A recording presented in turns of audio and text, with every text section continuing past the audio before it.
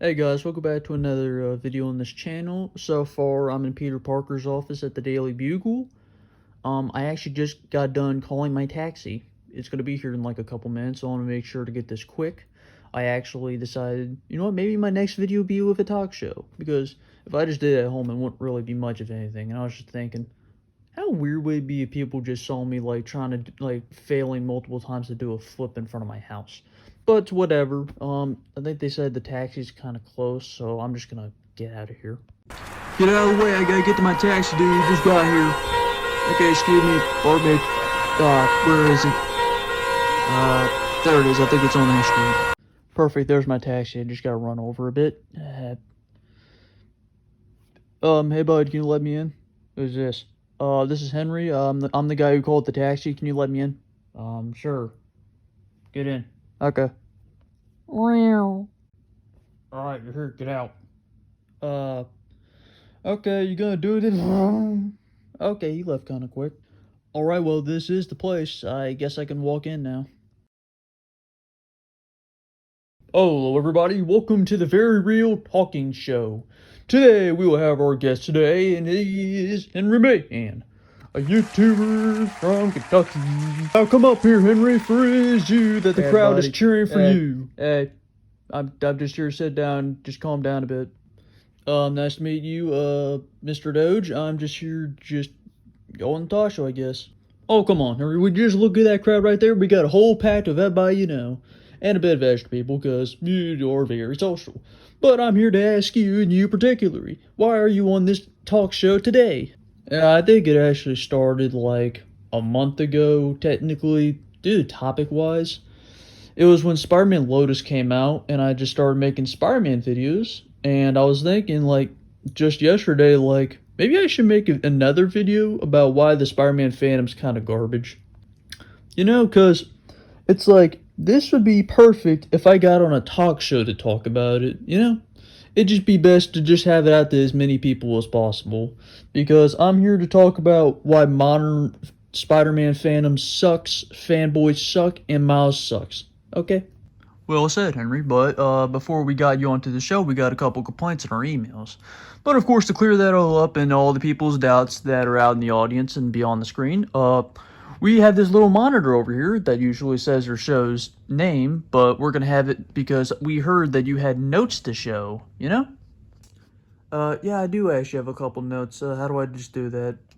Oh, pretty simple. You just hook up your phone Bluetooth via Bluetooth to our little monitor, you know?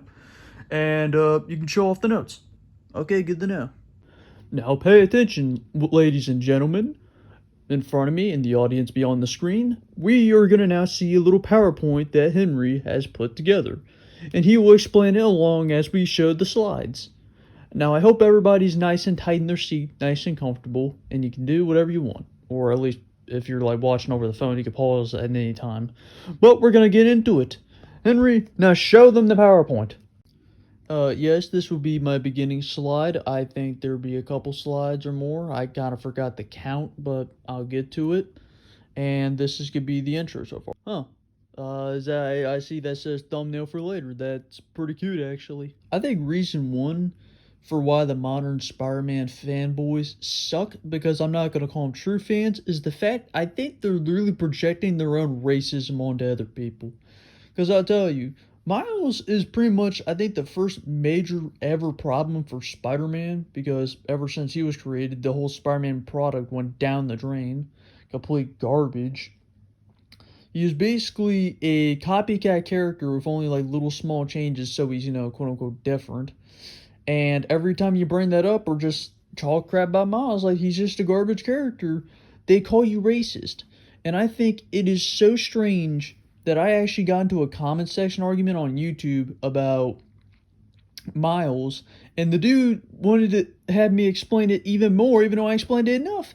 And he was like, nah, this just sounds like racism to me. Like, okay, mister, I have a Klansman hood in my closet. Literally, I am not the racist one here. I literally do not like the character. It's not because he's black, even though that is a very big part of his character, which is very stupid to write a character like that. I literally had to keep explaining this to people. It's like, if you want to figure out how much I hate Miles, watch my video on it. I already have a video on it. And I just wonder, how's that go right over your head? That's the first thing I actually talk about the video to clear up immediately. I am not racist. I do not hate Miles because he's black. I hate him because he's trying to replace Peter Parker. He is basically a quote-unquote Spider-Man, even though he's crap. He doesn't have a unique name. His powers will literally come out of his butt because he basically got bit by somewhat the same spider as Peter. And two, he's just giving stuff. Just giving. He's just taking stuff from like everybody else and it's just stupid. I don't mean to interrupt you, Henry, but do you think this might be a bit of a charged issue for some people, you know? Because I don't exactly talk about too much on my show. It's kind of like a letter cat podcast type talk show, you know? No, I think it's perfectly charged. Just like them people, they want this beef for no damn reason. It is stupid. It is even more stupid. You can even look at this video as a sequel to that video somewhat. Because Miles just shows how bad the whole modern Spider-Man fan base is. And apparently, due to the movie and the video game, he is a confirmed BLM member. He is complete garbage. You read his heart and it's nothing but darkness. He is a piece of garbage. He is just a garbage character, a garbage person. If he was real, I would uppercut this dude till he stopped breathing. Okay, Henry, let's, pedal this back a bit. You know, let's not get so emotional while we're talking. It's just a friendly talk, between us and the game show. Not game show, I mean, talk show. It's just all of us. Alright then, I'll just get to my next slide. I didn't mean for it to get a little off the rails. Yeah, this is going to get real contentious right here because this is about the writing and the storytelling. I think it first went down the rocker for Spider-Man storytelling like really hard was like in 2016 because wow. Because I never really heard much about the comics or really got an update about anything back then, you know. Because this was before the Spider-Man comics decided to just kill themselves. And of course Miles is still there, so he sucks. So 2016, first time Peter Parker stories that I know of have been started to go down to crap. Because in 2016, a movie called Spider-Man Homecoming came out. And it was about the Vulture, which was the villain. No, he was the villain in the canceled Spider-Man 4 movie. Yeah, so anyways, in Homecoming, they race swapped Mary Jane, which was a rip. But that wasn't really that big of an issue back then. I don't really think it's that big of an issue anyways. And the fact is, like, when they, like, were in the middle of the movie, they had another villain, Shocker, and he was a white guy, of course. Yeah, White Shocker, pretty, basic, but in the film, I think he fails to kill Spider-Man, and then the Vulture kills him, and then gives his outfit to a black guy, which is very racist, because even if it was the other way around, it'd still be racist, because you kill off a black guy, give the suit to a white guy, or kill a white guy, give it to a black guy. That's when I realized, I even was in the theater and I saw that, I was like, that's terrible. That is not what should happen with supervillains like that, bro. But yeah, also when I said about it didn't matter with MJ, I actually gave her a pass for a race swap because she's technically a different character. Because what everybody thinks about MJ, Mary Jane, just what everybody knows about Mary Jane, it is like very different, like completely different character in the MCU. MJ, just different, very different. Yeah, so the Vulture was basically not really made full potential at all. I just remember the movie being boring. The final fight was really boring because they were fighting, Spider-Man was fighting in a homemade suit, which is pretty neat. That's kind of an inverse of like all the original Spider-Man movies, which they would start the movie in a homemade suit and then go into their official suit later, but then in Homecoming it's reversed because the final battle is him using the homemade suit. But yeah, that happens, and then he flies away. Spider-Man realizes that the wings are going to explode for some reason. I haven't watched the movie in a fat minute, so he saves him, whatever. Vulture vows to keep his secret identity secret, which is probably the only good thing about his character in the film, because everything else was either shallow or really crappily built. And then there's Far From Home, which Spider-Man goes to Britain. Mysterio, who's usually one of his villains, is now one of Iron Man's villains, which kind of confirms that he's just Tony Stark Jr., which is a rip. That's not what Spider-Man should even be. I'm trying to think, but it's like I remember like two major things about the film. One of them was about all the big monsters being actually CGI, which I'm wondering how do they destroy the buildings if they're just like CGI magic? You know? And with that, I've never watched Far From Home and probably never will because I remember when the movie came out, the people behind the scenes were just so proud of the fact they hired a non binary person. That already tells you the movie's kind of crap. I am Henry. What do you mean that's kind of crap? It's like, I yes, to check off diversity points, but what do you mean that's crap? I mean that's complete crap because they're using politics to push the movie somewhat even more. Because this was before I heard about the ESG crap that completely destroyed the nation, by the way. Um, Basically, all the way up from Spider-Man 1 to No Way Home, or maybe a bit before that, like they made Spider-Man 2, race swaps were like either non existent or not there, and politics wasn't even there at all. Because I'll give both the Amazing Spider-Man movies good credit, even though they're not that good at movies, is they never pushed politics. They never went up your butt about it, and I'm like that's why they're pretty good movies and not completely terrible like the MCU ones.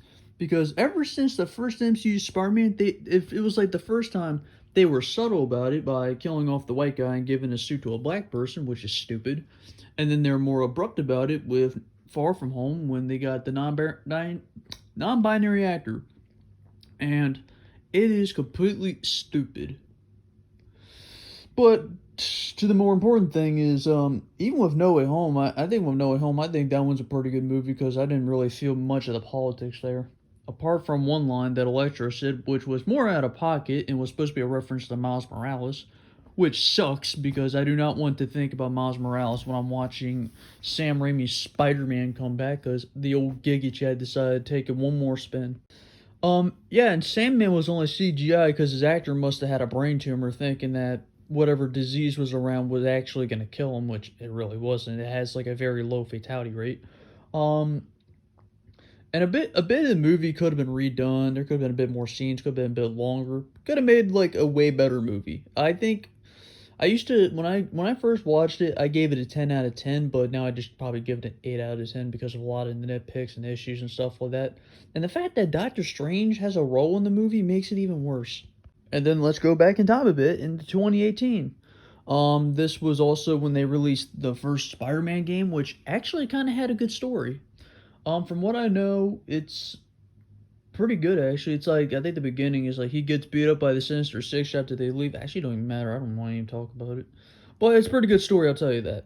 It was. I think the story was more carried by Peter Parker and Doc Ock's relationship and Mary. Not Mary Jane. Freaking Aunt May dying at the end, which is a rip. So, anyways, it's mostly a good story. Miles is there for some damn reason. So, it's basically a great game if you forget Miles is there. And the same year, Miles had his own movie. Oh, wow. Why would they do that? That is just terrible. So, that happens. First one's a pretty good movie, actually, even though it's about Miles Morales. Yeah, I cried 13 times watching that movie. I cared way more about Peter Parker than Miles. I don't care if that dude died. But it's whatever. People, there's a couple out of character moments, a lot, in a lot of the movies, and it's just whatever. But then there was a Miles Morales game. People were basically yelling that he was just gonna be DLC or something. They're like, "Oh no, it's he's not DLC. He's just his own video game that's the size of a DLC." And I'm like, "Wow, that's kind of garbage." So stuff like that happens. The video game comes out, and I'm like, "Wow, okay." Because at first, I was just gonna let bygones be bygones and be like, you know what, I don't care. The Miles Morales lovers can have their own game. I don't need to buy it. I don't even have a PlayStation, so it's whatever. And they could just have their own business. And then I think a couple years later, I heard there was this one skin for in 2020 for the Miles Morales game where it was like a BLM Pride skin. And I was like, oh hell no. Nah. And that exact moment, I knew that game was garbage. I figured out the entire story. They race swapped a lot of the characters. Prowler doesn't even die, by the way, so his uncle's fine. It's just a garbage game. I hate it. The story sucks. I hate that too. I even hate the main character. I'd probably just leave. But it's just whatever. So, Henry, what do you not like about Miles Morales in the game, or basically, in your view, outside your video?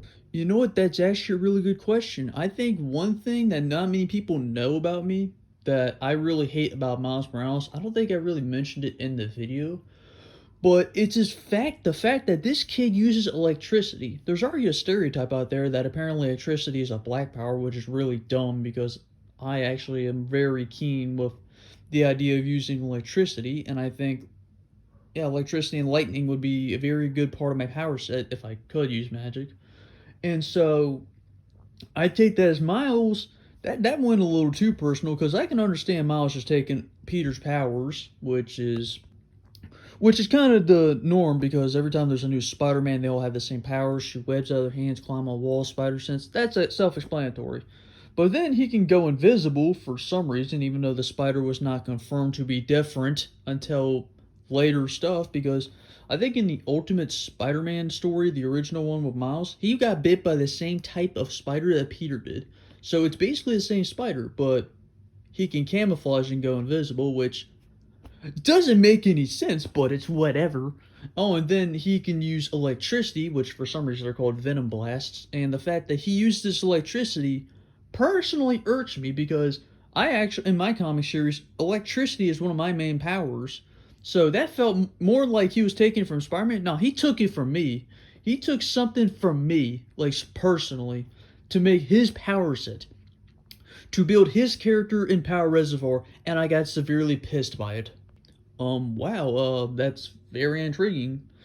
Do you want to tell us about how the electricity means to you and that I just want to know, what's a bit more than what you told me. Great follow-up question. I'll tell you, the fact that electricity in my mind, because in my comics, which is called HM, aka Hatter Mattery, I have three major powers: lightning, ice, and webs. And lightning is basically divine. It is basically about power. Ice, I think in a way could represent my cold heart, and webs is more from Spider-Man and maneuverability. Lightning is power though. It is strength. And the fact he took that from me pisses me off even more, you know? And around that, the new Spider-Man 2 game came out, or just came out like a couple weeks ago, and the story complete garbage. They made MJ look like a transgender quagmire. Peter's a simp. Oh yeah, and he has the remaster face, which is completely terrible. Miles still a blight on society. It's just like I look at his face and my eyes want to tear themselves out. And it was whatever. I was decently hyped for the game, apart from Miles being in it, because ew. Was more the fact that you got off the trailers, it seemed more like they were kind of a codependent thing, but no, it's more like Miles' story, and Peter has his own character development, and MJ has her own character development. It's Miles the game, but they're side characters. Really pisses me off. And with that, and it's just like in the game alone, I'm sorry if this is taking a bit of time off your talk show. No, it's fine, Henry. Yeah, so anyways, Harry's Venom, we knew about that since the first game, and that happens. They copied the story from the comics and the most recent show, which is also terrible, and I don't even want to repeat it. It's that terrible. The story sucks really bad. The gameplay probably feels slightly better. It's just whatever. The game sucks, I'll tell you that. And it's just like I'm pissed about it. Well, Henry, let's calm down a bit. Let's take a moment to catch your breath, and we'll go to your final part, or next part, or how many parts did you have? Honestly, I'm not even certain. I'll just keep clicking slides until it's the end. And I'm sorry for the fact that I took up a lot of time just at that one section alone, so this one's going to be pretty short. I hope you don't take it personally, but the Spider-Man fanboys, I hope do take this personally. They will defend literally anything. There could be like a whole new book where Spider-Man's like a child predator or something, and they would defend that stuff with their lives. It is just straight up insulting. And just with that alone, it's just terrible. I'll go straight to the next slide already. No, Henry, I think you misunderstood me. I didn't find you personal offense from that. Just take your time. I'm just saying, it's like, it's my show. It's like, I welcome it. I'm here just give you a platform as you called me, and some your friends called me for that. And well, I just want this to stay calm. Okay, everything's calm, no problem. Okay. Alright then, Mr. Doge. We'll go to... actually, it is our final thing. I had like 4 of these, never mind. Yeah, so... Thanks for having me on. I guess that I'll keep it as civil as possible. So for my final point, I actually split into 2. This one I think I've actually typed out last night on my phone, so I could put it up for the showcase. But the first point is going to be more about Spider-Man as Peter Parker, while the second point will be more religious and more about Miles. So we're going to go with the first point first. So for most of my life, ever since I first saw Spider-Man, especially the Tobey Maguire one, I mentally recognized it in a way that I see Peter Parker as basically my father. My dad was really not a father to me for the first 15 years of my life, and the guy who technically stood there was Peter Parker. And I would think in my core I am basically Peter Parker, another Peter Parker basically. And every time that someone does something to him that is unjust or very stupid, I get very offended. Because I'll tell you this, Miles to me in the Peter Parker role is like if your dad walked outside, like he went to work or something, he died, and then another man who's, let's say, a different color, walks in saying he's your dad now and does all this stupid stuff. Like, he doesn't really act like your dad. He only has the basic stuff down. That's it. The personality's completely different. He dresses differently. He acts differently.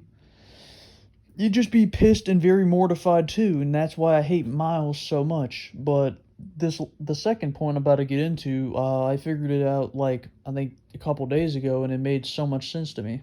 And with my second point, this could be very religious. If you're not Christian, either you're gonna learn or don't know anything about Christianity, you're either gonna learn something about it or probably click off the video. But I've noticed in my mind about stuff, about how I see things, and it was like, right, is people who are righteous have beards, while people who are wicked are barren-faced, you know? And I look in the Bible, and it's pretty much on point, because Jesus has a beard, God has a beard, Paul has a beard, John the Baptist has a beard, Moses has a beard, and Elijah has a beard, and all them people are like that. But then you realize Lucifer the devil doesn't have a beard, the Antichrist doesn't have a beard, and all the wicked men do not have beards. And I thought about it, apart from Goliath. But yeah, I figured it out in my head that I saw beards as a sign of righteousness, and barren faces as wickedness. You can even see in my last thumbnail for the Miles video, every time I draw myself basically beating the crap out of him or killing Miles, I always had a beard. I drew myself with a beard, and I drew him as barren-faced. I even noticed for my quote-unquote Black Spider-Man, Nathan Portman, he also has a beard, which is basically like a good version of Miles. Very different, though, actually. I'd probably make him more different than Miles. But yeah, I saw in my mind that for beards are a sign of righteousness, while barren-faced are a sign of evil in my mind even when I drew stuff. And I figured out that I hate Miles because he literally reminds me of Satan the devil. He reminds me of the devil somewhat. It's like what they say about those of wickedness. They cannot create anything.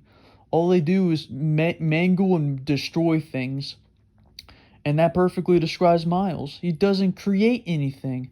Every time he's in a story, he just basically either copies Peter's story, gets in on his story, or does stupid stuff. It's like, he is only here to destroy.